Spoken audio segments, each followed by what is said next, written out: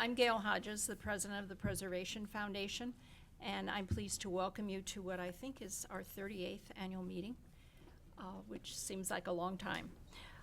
We will begin with the Secretary's report. Kristen Chun will tell us if we have the proxies and quorum. In that case, I will look for a motion to approve the minutes of the 2013 annual meeting. Is there a motion? Okay. And a second? Okay. All those in favor? Aye. Thank you. We have had a busy and very successful year marked with many special projects for the Preservation Foundation. Our success is due in large measure to the support of you, our members, and other interested community residents and community organizations. Just to mention a few things, in partnership with the City of Lake Forest, we secured an additional $1.236 million ITEP grant to support the renovation of the downtown historic railroad station. You'll witness work beginning there again later this spring.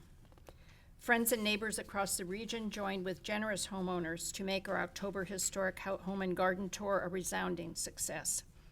The foundation and the North and South King neighbors, in partnership with the city, completed restoration of the Deer Path Hill Estate gates at both the King Muir Deer Path and the Castlegate Waukegan Road entrances. You'll hear more about those later today.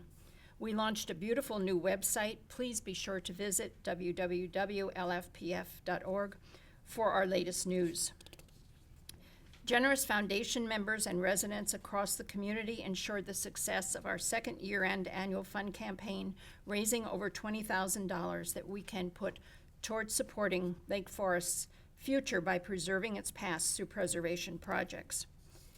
Last year, 10 homeowners received preservation awards recognizing the dedication, stewardship, and diligence required to help preserve the architectural gems that make our community unique.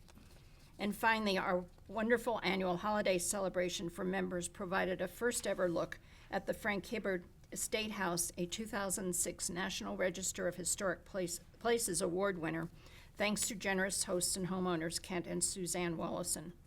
Lake Forest is unique in our nation, and our mission is to help keep it that way. Each step forward in preservation helps secure the future of the special qualities we all love about Lake Forest and helps curtail the bit-by-bit erosion of incompatible change. On the city's agenda, as I'm sure you are aware, are two development proposals for special use approvals, each of which has significant relevance to historic preservation. The Route 60 neighborhood shopping center proposal, commonly called the Whole Foods development, is one. As you likely are aware, the Foundation's board has distributed a white paper to the community, the City Council, and boards and commissions relating to this proposal. This is simply to get the facts out before the community. The paper is posted on our website and includes 3 critical points, among others. First, the question is not Whole Foods or no Whole Foods. Whole Foods is simply the proposed anchor tenant in the proposal. Key considerations relate to whether the city will uphold the conditions of the comprehensive plan for the Route 60 corridor, which envision a 150-foot setback for all development, preservation of the natural landscape, and preservation and adaptive reuse of the historic mansion on the property. And finally, this property, part of a transition district, is governed also by the zoning code, which defines it as a transitional area and specifies conditions relating directly back to the comprehensive plan for that parcel. The Plan Commission will hold a special meeting for reconsideration of this proposal on Monday, May 12th, beginning at 6:30 p.m. We have no information at present about consideration of this proposal by either the Historic Preservation Commission or the Building Review Board, nor are plans available at this time. If you are interested, I would encourage you to follow the city's release of materials. There also is the matter of the Dunkin' Donuts proposal for the downtown Lake Forest station. This proposal also will come before the Plan Commission for special use consideration and also to the Historic Preservation Commission. The Foundation has offered opinions on aesthetics and safety issues with regard to the most recent airing of this proposal. At this time, there are no dates announced for further consideration of this proposal, and no plan revisions are currently publicly advisable. If you were following this petition, I advise you to keep checking with the city's website and local PR. May 2014 is coming up. It's National Preservation Month. The foundation has submitted to the city the proclamation for citywide observance of Preservation Month. The proclamation highlights the various actions the city has taken that have made it a leader in historic preservation initiatives on the North Shore and in the Chicago region. It's something we should be very proud of. The proclamation will be read by the mayor at the City Council's Monday, May 5th meeting, is our understanding. Finally, I would like to recognize the significant contributions of 3 board members whose terms expire this month. Suzanne Boren and Pauline Moore are here. The third person is Rosemary Troxel, and I wonder if Pauline and Suzanne would come forward for a minute. Suzanne, our immediate past president, moved the foundation forward in numerous productive ways, particularly in bringing more marketing attention to the significance of our work and to helping to ensure the longevity of Lake Forest's historic visual character. Pauline, a past president of the foundation, has for several decades provided support, insight, productive direction, and thoughtful, constructive advice to help us maximize our mission and engage the community in supporting that mission. In addition to recognizing Pauline's recent service, we are pleased to tell you that we are honoring her to become an honorary director of the foundation, which is a permanent position. Thank you. And for each of you, we would like you to enjoy these wonderful hydrangeas.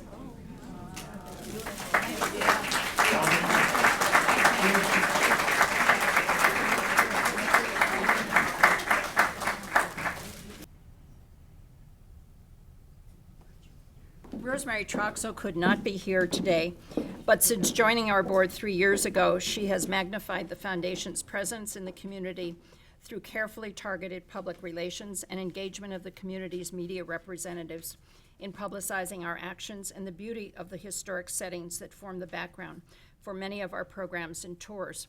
We also will thank her with one of these beautiful plants. We will miss these 3 people, but hope they will come back and give us some help from time to time. I'd like to further thank all of you for your support as we move forward with our mission to protect the historic visual character of Lake Forest and our vision of a community sharing a commitment to preserving that unique character. Fred Moyer will now give our treasurer's report in the absence of Dennis Johnston. Thanks.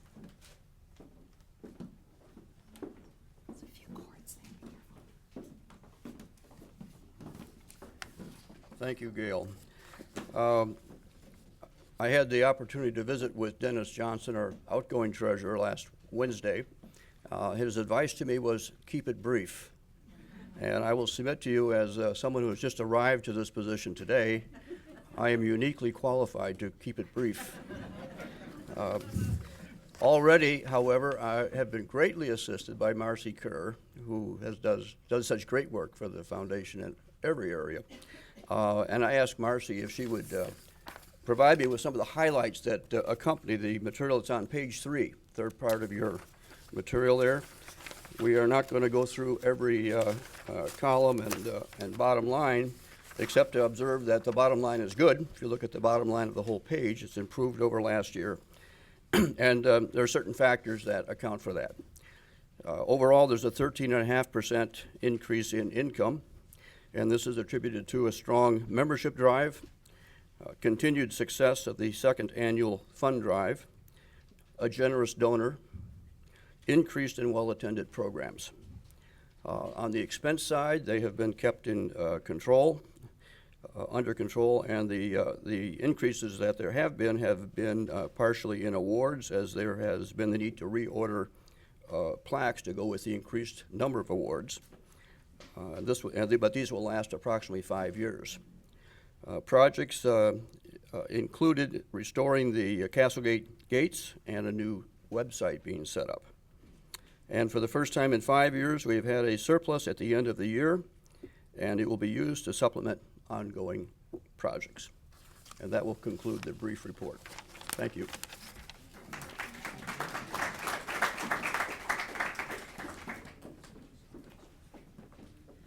Maureen Grinnell come forward for the development report.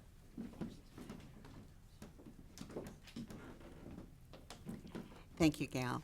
The successes that we've enjoyed last year and the continuation of previous successes would not be possible without all of you in the room. The Vice President of Development role is kind of an interesting one. We gather membership and hope to keep your interest.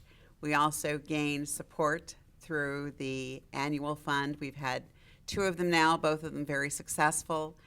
And we also, I think, have a pulse, or we try to have a pulse, on what keeps you engaged and involved in this organization. I think if I were to ask most of you, why do you support this organization? Many of you would say because it's the right thing to do. And my appeal to you today would be to think a little bit more into the future, into it's the most important or a very important thing to continue to do.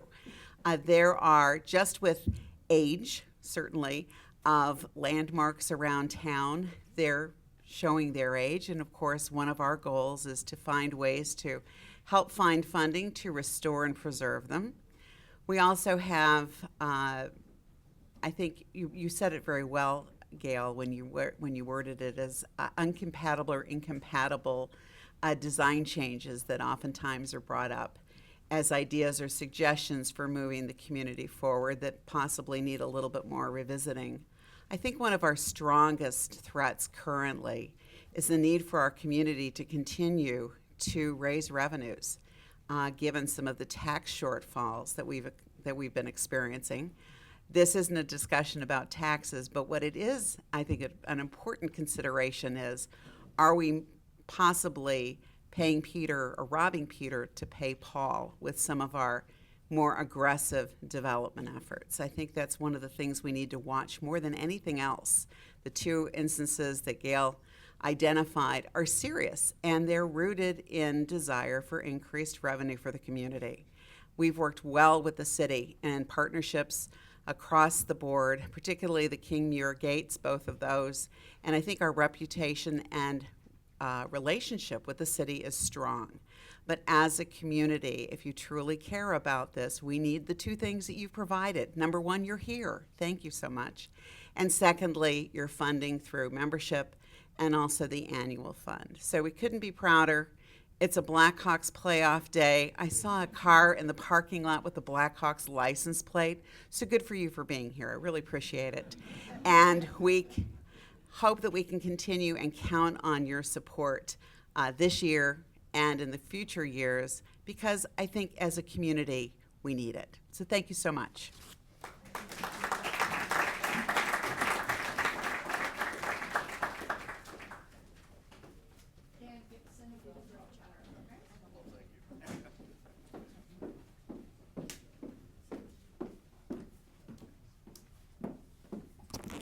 Thank you, Gail.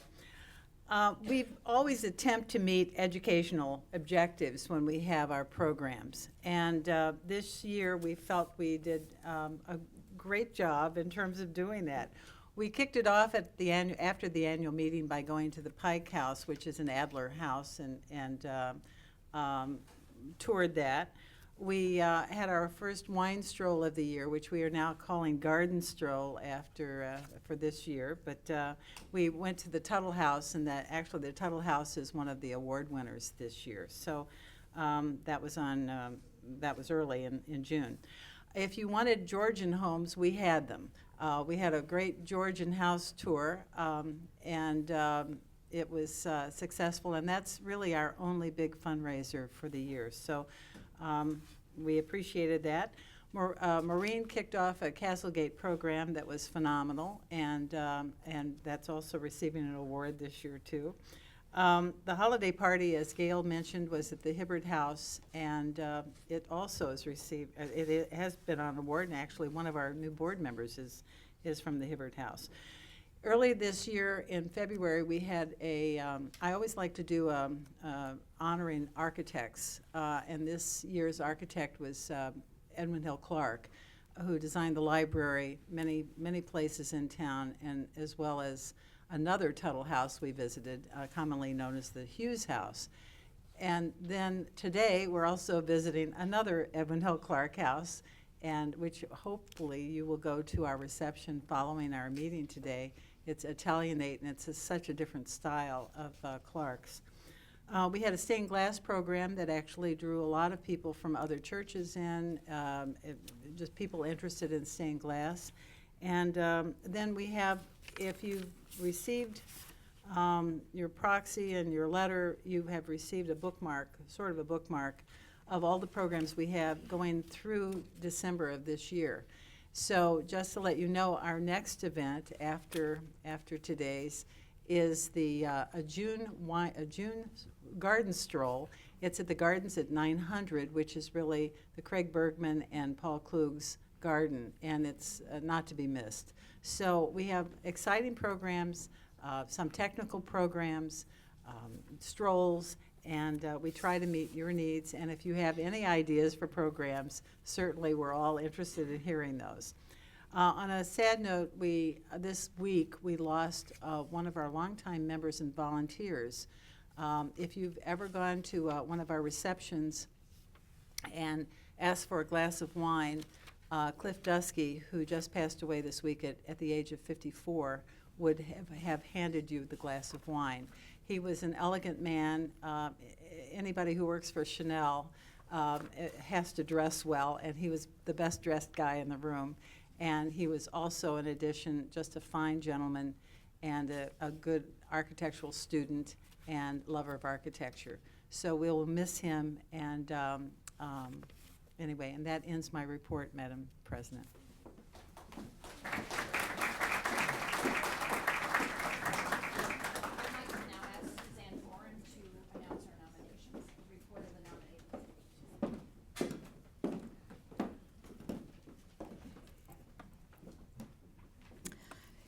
The 2014 nominating committee consisted of Kristen Chung, Peter Coutant, Allison Dewar, Jerry Henry, Fred Moyer, Judy Bogus, and myself, and a member at large, Lynn Bertram.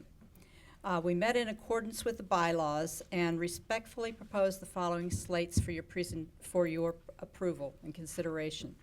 First, we'll deal with the officers. For President, Gail Hodges. Vice President of Development, Maureen Grinnell.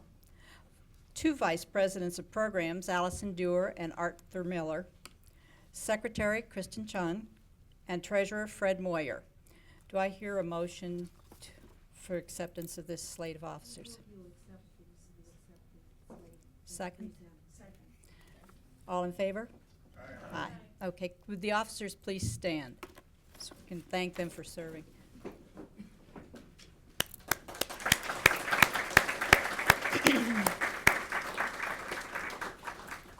And then secondly, we propose this slate of directors for the class of 2017.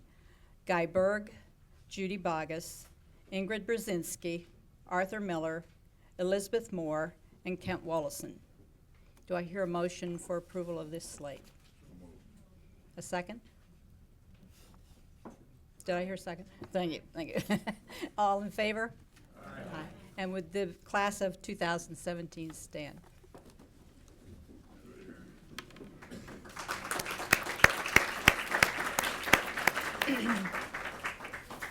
We thank all of these people for serving not only the foundation but the city of Lake Forest. Thank you.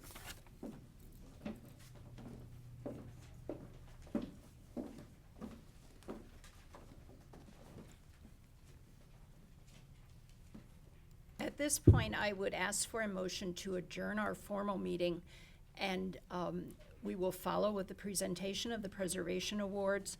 You all should have picked up at your entry table directions to the house for the reception after the awards ceremony. May I have a motion for adjournment? Okay. So moved. Second? I second. Okay, all those in favor? Aye.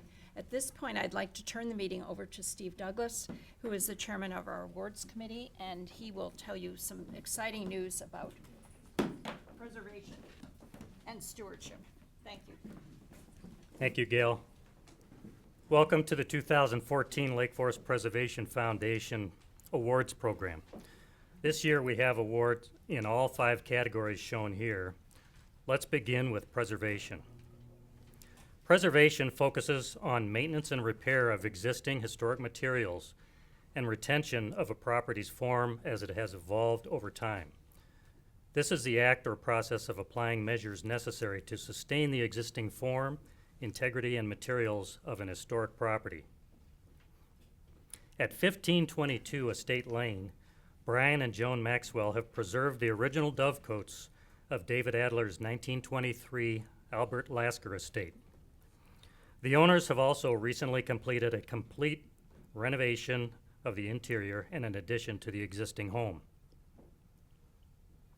At 965 Castlegate Court, Cheryl and Bill Killam have preserved their 1930 colonial revival home, maintaining the home's original character and beauty outside, while modernizing the interior to suit 21st century living. The original architect is unknown, but Stanley Anderson remodeled the home in 1941. The facades are a combination of brick and Lannonstone. Note how the brick coursing moves out of the plane of the wall, giving the masonry walls more depth and texture, similar to the adjacent stone portions of the facades. Next, we have a Reconstruction Award. Reconstruction recreates the form, features, and details of an historic structure or landscape through new construction. The First Presbyterian Church of Lake Forest owns the residence at 750 North Sheridan Road, adjacent to the church. Originally constructed in 1910, the home was designed by Richard E. Schmidt. Confronted with a dilapidated garage which posed safety hazards, the church hired Mellicar Architects to rebuild the garage. Original windows were reused where possible, and the stucco walls with articulation above the garage doors, the wood shingle roof and eave construction to mimic thatch, and the design of the garage doors themselves are all derived directly from the original structure.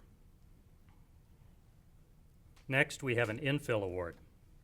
Infill is new construction that demonstrates exemplary contextual compatibility in an already established neighborhood. At 276 Rose Terrace, Sandy and John Sacco wanted a house in the style of Harry Lindbergh. Speaking of Harry Lindbergh, note the pattern of the brickwork in the gable portion of this facade. We'll get back to this in a moment. Here, Scott Stratiff created a handsome brick design with a country house feel and French influences evident in the window proportions. The home is balanced and solid and serves to anchor the western end of Rose Terrace the way Stanley Anderson's design at 307 Rose Terrace does at the east end of the same block. Will the recipients of the Preservation, Reconstruction, and Infill Awards please step forward? First, for the Preservation Awards for Estate Lane and Castlegate Court. Estate Lane. Yeah, congratulations. Thank you. Thank you. Very nice. Love your house.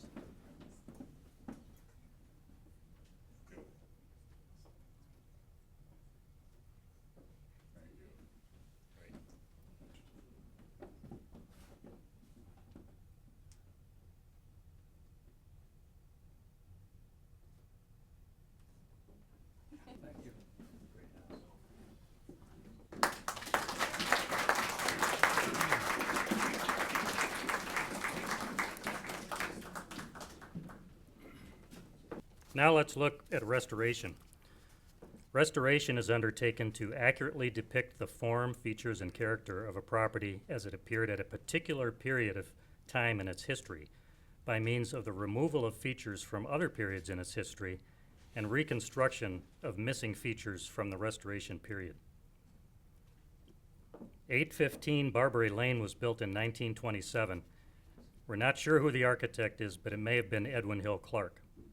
Owners Bridget and John Doheny retained John Krasnodebsky of Landmark Development to renovate the interior of the home and to restore elements of the exterior. In particular, the low masonry walls that you see flanking the entrance had deteriorated badly and were rebuilt, and all original shutters on the home were restored. But what really convinced the jurors that this home deserved a restoration award was what the owners did upon discovering an abandoned gas line leading to the existing electric light fixture above the front door. They installed a handsome gas fixture, restoring this missing historic feature and taking the entrance of this home back to the time it was originally built. Well done.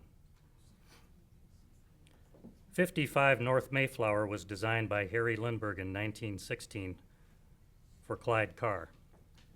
This is the entry facade, which, as you can see, may have provided the precedent for the handsome masonry work we saw at Rose Terrace. Here's the west facade, and now the east facade facing the lake. A second floor balcony is hard to discern in this photo as it lies in shadow. Here it is. The balcony's main structural supports began showing signs of failure in 2010, and the balusters supporting the railing were rotting away. Owners Barbara and Barry Carroll decided to restore the balcony, paying attention to every detail of the original design. Cantilevered steel supports inside these boxed beams were restored or in some cases replaced, and a millworker turned new cedar balusters on a lathe to match the originals perfectly. Mr. and Mrs. Carroll have had 3 daughters and a daughter-in-law throw wedding bouquets to the wedding guests from this balcony, and they assure us that the balcony will now accommodate another century of bouquet tossings. In late 2011, Jim Upsitnik of Deer Path Hill Estates noticed that the stone pillars at the subdivision's Melody Road entrance were in dire need of repair. After unsuccessfully seeking help from the state of Illinois, he undertook the repairs himself in 2012, hiring this gentleman to complete the work. He replicated the formula of the original mortar to tuck point the stonework and completely restored the slate roofs. Deer Path Estates was developed in 1926 by Henry Turnbull with 14 homes designed by Stanley Anderson, who also designed the Melody Road pillars and these main gates at Deer Path and Kingmuir Roads. In 2002, our foundation had raised funds to restore the gates, but the work was never completed. 10 years later, Jim Upsitnik's repair of the Melody Road pillars was the catalyst that led the City of Lake Forest and this foundation to partner in the gates restoration, each sharing half the cost. Naturally, Jim oversaw the entire effort, and he even added these solar-powered lights. About 1 year after that, in late 2013, our foundation, supported by a neighborhood group, including the Kilhams, sponsored a Save the Castlegate Gates fundraiser to raise money for similar restoration work to these gates at Waukegan and Castlegate Court. The restoration has just been completed, and of course, Jim Upsitnik once again coordinated the work. The city again funded half the cost, with the other half coming from neighborhood donations and the foundation's annual fund. What great examples of what a public-private partnership can accomplish. We're pleased to recognize both the City of Lake Forest and Jim Upsitnik with appreciation awards in recognition of these restorations. Will the recipients of restoration awards please step forward?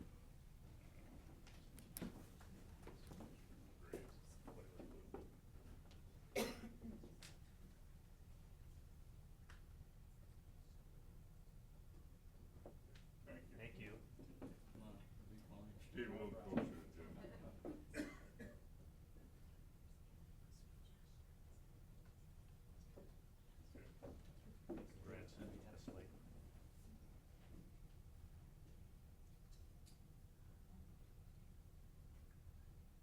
Thanks.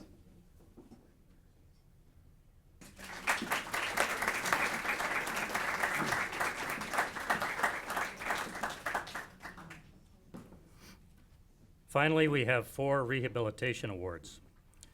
Rehabilitation acknowledges the need to alter or add to an historic property to meet continuing or changing uses while retaining the property's historic character.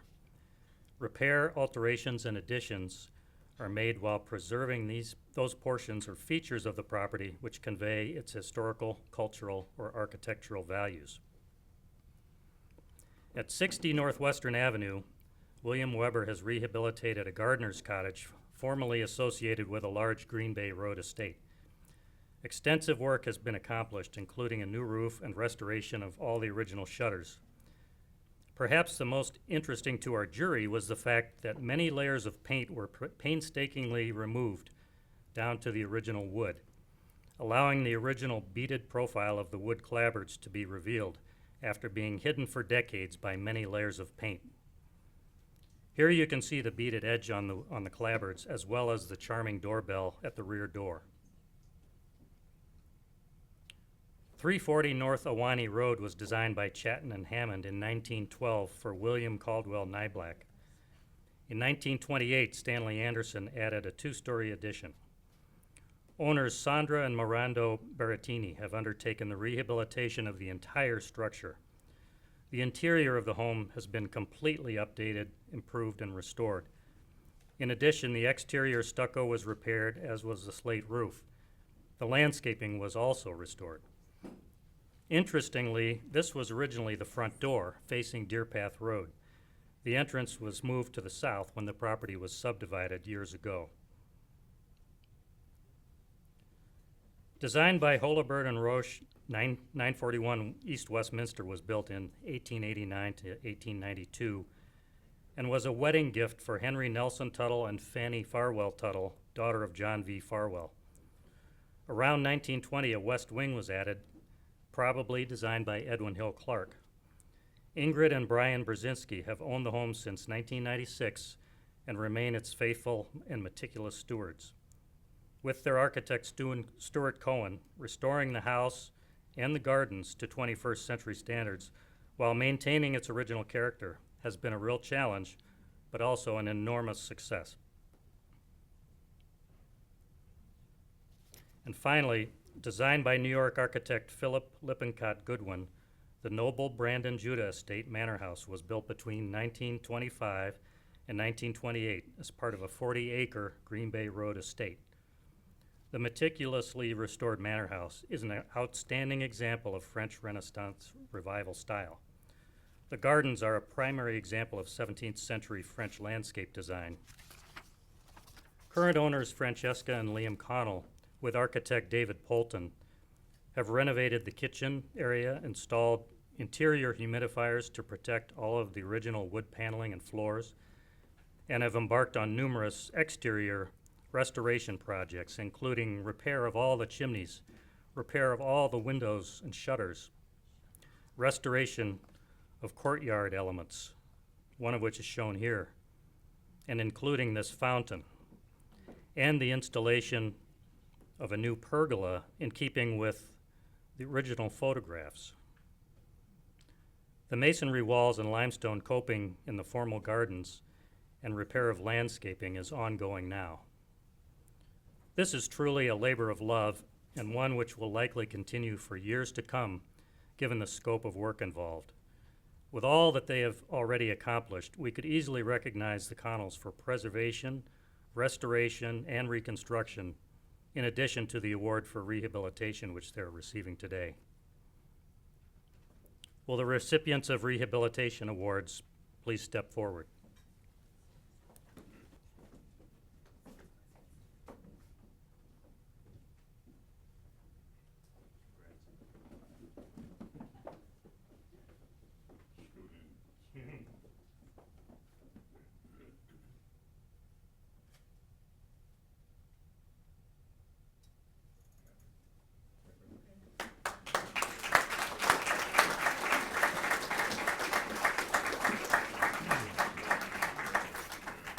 That concludes the awards. Thank you for coming, and most of all, thank you for your support of the foundation.